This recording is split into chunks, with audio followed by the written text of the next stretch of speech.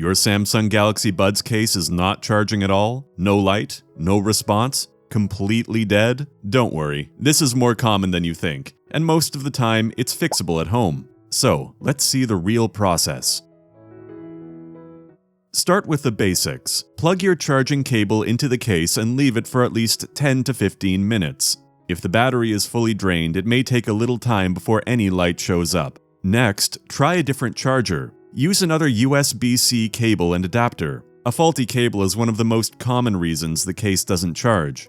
Now, check the charging port. Look inside carefully. If you see dust or lint, it can block the connection completely.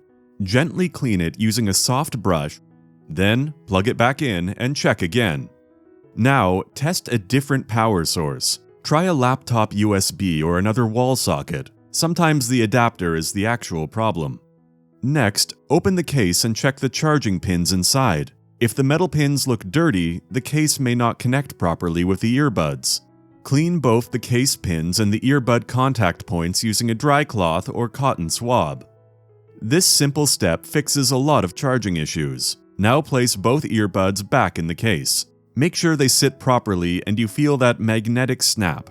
If they're not seated right, the case may not trigger charging or show any light. If the case is still not responding, try a reset.